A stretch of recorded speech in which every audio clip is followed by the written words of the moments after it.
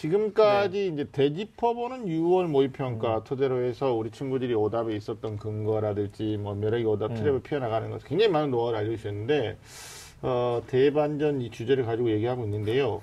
학습 전략에 대해서도 좀 얘기를 해볼 필요가 있을 것 같아요. 그러니까 뭐 중간중간에 얘기 다 해주셨는데 그래도 이 부분은 좀 더 성적대에 따라서도 좀 다르게 접근할 수도 있고 그러니까요. 그 기출문제 되짚어 보는 것에 대한 김민정 선생님의 명언이 있어요. 기출문제는 다시 나오지 않는다. 하지만 같은 방식으로 다른 문제를 틀린다. 이게 김민정 선생님의 유명한 명언이거든요. 네, 감사합니다. 네. 본인도 알고 계신 거죠? 그럼요. 네. 선생님이 하신 얘기라니까요. 말씀하셔서. 네, 선생님의 명언인데. 석구 수준이에요. 좋아하니까. 좋아하니까. 좋아하면 알아보잖아요. 그래. 그런데 이제 우리 친구들이 이제 기출 문제나 이런 것들을 통해서 자기 공부 방법을 이제 가져야 되는데 성적이 이제 천차만별이다 보니까 이 상위권, 중위권, 하위권 뭐 그렇게 얘기하면 안 되지만 이제 그만 난 됐어 이런 친구들의 공부 방법도 좀 정리해 주셨으면 좋겠어요. 어떻게 하면 될까요? 우선 상위권 학생들 같은 경우에는 그런 게 굉장히 중요한 것 같아요. 제가 최상위권 학생들 1% 반을 데리고 수업을 하는데 자신감과 자만심의 경계를 주의해요. 네. 명언이 너무 많이 나오는데요? 연습하세요? 좋아요. 아닙니다. 학원 다니는 것 같아요. 그러니까. 학원 다녀요. 네. 자신감과 자만심의 경계. 네. 그러니까 그런 것 같아요. 되게 이제 많이들 저는 재수반에서 특히 수업을 할 때 말씀하신 대로 그런 친구가 굉장히 많아요. 국어가 망해서 온 친구들. 51111, 4111. 그러니까 이런 친구들의 가장 큰 이유가 이제 전 마인드 측면이라고 생각하거든요. 네. 뭐 맞아요. 실력은 계속 뭐 1, 2등급이 나왔었겠죠. 근데 제일 중요한 건 우선 자신감과 자만심의 경계를 아는 게 중요한데 이제 그 경계를 어떻게 할까요? 이제 이런 또 의문이 들죠. 그래서 저희 제자가 이건 지금 말씀드리는 건 제 제자가 남긴 명언인데요. 내가 지난번 시험을 잘 봤으니까 이번도 잘 볼 거야는 자만심이래요. 네. 근데 내가 이만큼 했으니까 잘 볼 거야는 자신감이래요. 네. 그러니까 결국에는 자기가 마지막 순간까지 국어를 절대 놓는 일이 없도록 믿는 도끼 원래 발등을 찍히는 거니까 마지막 순간까지 국어는 좀 꾸준히 하는 게 필요할 것 같고요. 그리고 이제 많은 친구들이 여름 지나가고 나면 선생님 저 기출을 너무 많이 봐서 답도 기억나요. 이런 얘기 굉장히 많이 하거든요. 국어는. 제가 몇 번 골라서 틀렸는지까지 다 기억나요. 그런 친구들은 그럼 어떻게 하냐? 눈을 돌려서 사설 모의고사를 막 산더미처럼 쌓아놓고 실전 연습을 하시면 아니 됩니다. 네. 아니 됩니다. 네, 그럼요. 수능을 출제하는 건 평가원이니까요. 네. 따라서 사설 모의고사 중에서도 물론 당연히 좋은 문제들이 있겠죠. 그런 건 일주일에 한 번 정도 실전 연습 용으로 사용하는 거고요. 그게 학습의 텍스트가 돼서는 안 돼요. 그럼 내 학습의 텍스트는 항상 국어 2개죠. 기출과 EBS. 대신에 기출을 같은 방식으로 여러 번 볼 필요는 없어요. 자기가 기출을 볼 때에는 매번 볼 때 목적의식이 달라야 돼요. 내가 오늘은 지문의 내적 구조를 찾아내는 연습을 해야 되겠다. 내가 오늘은 매력적인 오답을 분석하는 거. 이 매력적인 오답이랑 비슷한 이유로 내가 틀렸던 다른 기출은 뭐가 있을까? 이런 어떤 목적의식을 가지고 기출을 보는 같은 방식으로 같은 텍스트를 여러 번 푸는 건 옳지 않아요. 네. 방법 바꿔주는 게 필요할 것 같고요. 중위권 친구들 같은 경우에는 자신의 문제를 좀 잘 분석해 볼 필요가 있을 것 같아요. 여기서 말씀드리는 문제라는 건 내가 글을 못 읽어서 점수가 좀 안 나오는 학생인지 아니면 사실 글은 다 읽는데 문제 풀 때 걸려서 틀리는 학생들인지 이런 것들을 좀 구별해 볼 필요가 있을 것 같고요. 그래서 만약에 글을 잘 못 읽는 학생이라면 수능 볼 때까지 글을 연습해야죠.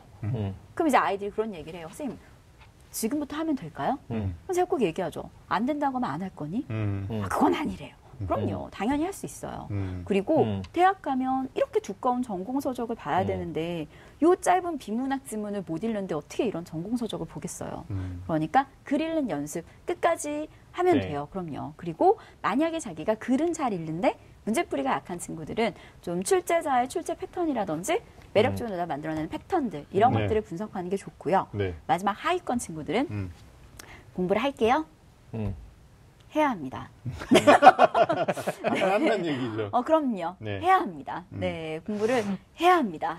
요즘 학생들이 수시에다가 상당한 에너지를 쓰면서 이게 9월 이후에 또는 여름방학 이후에 공부 안 하는 애들도 많거든요. 맞아요. 수능 공부 자체를. 맞아요. 특히 이제 1교시 국어부터 접겠어. 뭐 이런 거. 대단한 결심들을 하는데 사실 원서 접수하고 또 논술이든 면접이든 중하위권 학생들 적성검사라는 것도 있어요. 뭐 특히 자기소개서를 쓰는데 한 줄 한 줄 또 한 줄 밤을 새가며 장인 정신으로 쓰는 애들 소개를 3개월씩이나 해. 네. 네, 이런 학생들이 되게 많아요. 그래서 얼마 남지 않은 이 시간 어떻게 활용하면 좋을지 또 기말고사 앞두고 있어요. 7월 네. 첫째 주에. 그래서 결국은 이제 국어 공부가 수능 공부하고 또 내신 공부하고 뭐 맥락을 같이 하는 것도 있겠지만 또 차이점이 또 분명하게 드러나는 것도 있으니까 지금 이 부분을 좀 내신 또 수능 남은 기간의 학습법도 네. 말씀해 주시죠. 우선 첫째 내신. 네, 마지막까지 꼭 챙기셔야 합니다. 네. 사실 되게 많은 친구들이 내신을, 난 이미 버린 몸이다. 라고 생각하고 갖다 던지는 경우들이 있어요.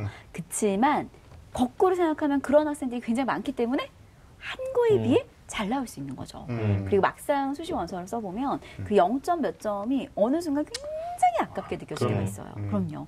그러니까 그리고 저희가 또 그만큼 내신 공부를 안 한다고 수능 공부를 하는 건 아니거든요. 그렇죠. 따라서 내신 공부를 반드시 하는 게 좋을 것 같고요. 제가 또 내신 공부를 하라고 꼭 이야기하는 두 번째 이유는 어차피 3학년은 전부 다 EBS로 수업이 나가잖아요. 그러니까 EBS 수능 공부를 하는데 그걸 좀 더 깊이 있게 한다라고 생각하시면 좋을 것 같고요. 그리고 세 번째, 선생님 전 어차피 이 과목 선택 안 하는데 특히 탐구에서 이런 얘기 굉장히 많이 하거든요. 네. 논술에서 보게 될 거예요. 네. 그러니까 네, 내신은 꼭 챙기라는 이야기. 대신에 기간을 너무 많이 잡지는 말고 대신에 좀 집중해서 한 2주 정도 짧게 네. 잡아서 네, 마지막 순간까지 절대 내신 놓지 않으셨으면 좋겠고요. 네네. 그리고 수시 같은 경우에 그런 친구 되게 많아요. 수시에 완전히 100% 올인해서 최저를 못 맞춰서 그 다음 해에 저를 만나게 되는 이런 친구들이 많기 때문에 네. 네. 그리고 얘기하죠. 선생님 작년에 제가 굉장히 어리석었어요. 어리석기 전에 깨달으시면 참 좋을 것 같아요. 네, 맞습니다. 네, 그래서 내신과 수능 그리고 수시 당연히 저도 제가 가르치는 학생들한테 원서 다 쓰라고 하고 네. 준비 다 시켜요. 하지만 마지막 순간까지 정말 정시를 놓지 않아야지. 그리고 최저 높은 학교들 같은 네. 경우에는 막상 시험장에 가보면 경쟁률이 밑도 끝도 없이 자릿수가 달라져 네. 있는 경우도 많거든요. 그렇죠. 최저를 못 맞춰서. 네. 그러니까 우리 아이들이 마지막 순간까지 내신 수능을 모두 챙기는 게 인생에서 마지막 남은 시험이니까요. 네. 네. 제 현장에서 만나보면 그냥 대중 없어요. 그냥 계획이 없다라는 거죠. 그러니까 이 부분은 시간 설계와 연결해서 수능 학습법도 좀 말씀을 해주시면 네. 좋을 것 같아요. 우선 여름방학 전까지는 최소한 뭐 여름방학, 맥스 잡아서 여름방학까지는 문법 파트는 완벽하게 정리가 돼야 될 것 같아요. 왜냐하면 문법은 5문제가 나오는데 5문제에서 한두 개를 틀리는 순간 등급이 훅 내려가거든요. 분명히 그래서 알고 모르고. 네, 그럼요. 네. OX가 아주 명확한 네네. 파트이기 때문에 문법은 여름방학 전까지는 무조건 끝내는 게 좋을 것 같고요. 그리고 9월 전까지, 9월 모평 전까지는 글 읽기 그리고 매력적인 노답 분석을 계속 함께하는 게 좋을 것 같고요. 9월 이후는 실전 감각을 좀 더 익히는 이런 형태로 진행이 되면 될 것 같아요. 9월 이후, 네. 9월이 네. 경계네요. 네. 제가 너무 아쉬워가지고 선생님 나오셨는데 이건 꼭 질문 드리고 싶어서요. 네. 그 처음에 이제 그 난이도 높았던 오답률 높았던 베스트 5 문항 말씀해 주시면서 이제 그 고난도 문항 말씀해 주셨는데 뭐 시간이 없어가지고 자세히 말씀 못 드려요 이렇게 하셨는데 문제 푸는데 전략이 있어야 된다 네, 이렇게 네, 말씀하셨거든요. 맞아요. 우리 학생들 고난도 문항을 푸는데 꼭 이건 지켜서 해야 되는 전략 한 2가지 정도만 네. 얘기해 주시겠습니까? 우선 그 아까 말씀드렸던 베스트 5 5문제 네네. 공통점이 있어요. 비문학도 있고 문학도 있고 문법도 네. 있는데 이 5문제 모두 공통점은 보기가 나옵니다. 네, 그런데 우리 아이들이 보기를 제대로 활용하지 못하죠. 비문학 읽는데 온갖 지문을 읽는데 온갖 힘을 다 쓰니까 보기를 되게 날림으로 읽어서 틀리는 경우가 많거든요. 그래서 제일 첫 번째는 보기를 비문학처럼 읽어라. 그 보기에도 비문학처럼 정보량과 조건들이 숨어 있는데 네. 그걸 놓치는 경우가 많기 때문에 첫째는 보기를 비문학처럼 읽어라. 그리고 두 번째, 그 보기에 있는 비문학처럼 문제를 풀고 나서 그걸 주관식으로 답을 골라내는 거예요. 그러니까 아이들이 왜 헷갈리냐면 보기선지 아까 말씀드렸던 맞아요. 설계가 없는 네네네. 거죠. 네. 그래서 제일 그럴싸해 보이는 아이를 고르기 때문에 네. 그게 아니라 보기를 먼저 비문학처럼 독해한 다음에 그렇다면 이 괄호에 뭐가 들어가야 되지? 아니면 이걸 바탕으로 어떤 내용이 나와야 되지? 라는 걸 먼저 내용을 머릿속으로 생각을 해보고 그중 가장 유사한 걸 1에서 5를 골라주면 매력적인 오답에 낚일 필요가 없는 거죠. 결국은 생각을 다 끝내놓고 골라야겠네요. 그렇죠. 고르면서 생각하면 네, 그럼 함정이 틀리죠. 걸리겠네요. 네. 네.